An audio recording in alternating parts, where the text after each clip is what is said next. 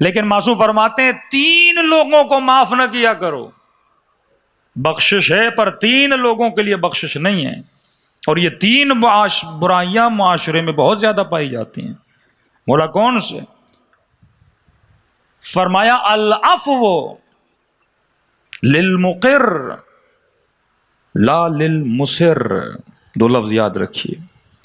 بخشش مقر کے لیے ہے، مصر کے لیے نہیں ہے.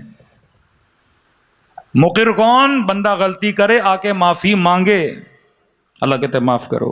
فتح مکہ کے بعد بیویوں نے معافی مانگی، اولاد نے معافی مانگی. رسول نے کہا اے حبیب ان کو کہو کہ بخش دیں. جنگ کربلا میں امام حسین نے اس کے پاؤں کاٹ دیے. مولا کو کہنے لگا مولا مجھے نہیں پتا تھا آپ اتنے طاقتور ہیں. حسین نے کہا واپس چلا جا، میں نے تجھے معاف کیا.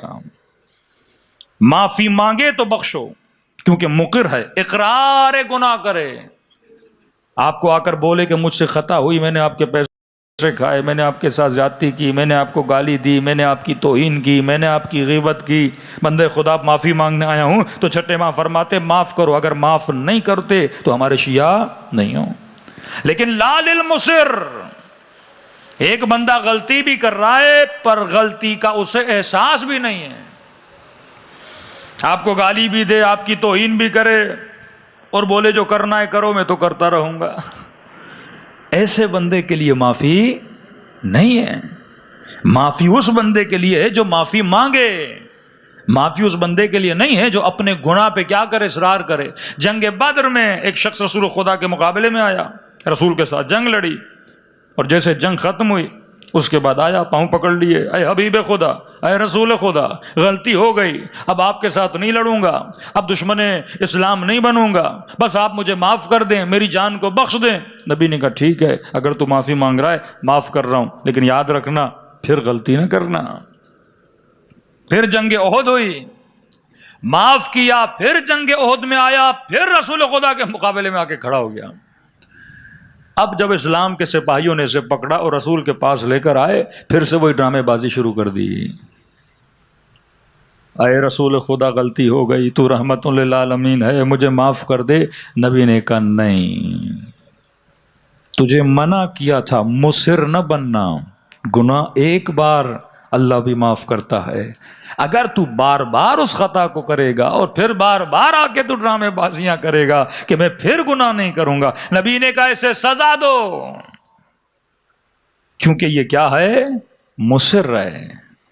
خدا اصرار کو پسند نہیں کرتا. یہ عربی اصرار ہے، اردو والا نہیں. امام رضا علیہ الصلوۃ والسلام فرماتے ہیں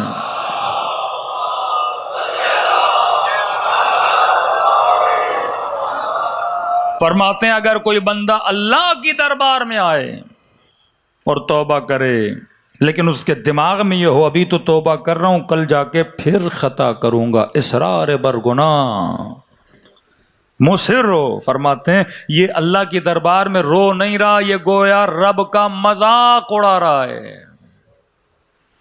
اور اللہ ایسے بندوں کو اور کڑی سزا دیتا ہے. تو مصر کے لیے معافی نہیں ہے، مقر کے لیے معافی ہے.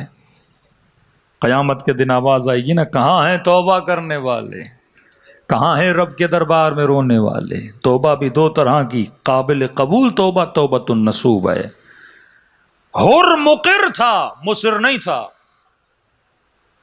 اگر گناہ کا احساس ہوا، آ کر حسین کے سامنے اعلان خطا کرو، پھر دیکھو اہل بیت تجھے کیسے معاف کرتے ہیں.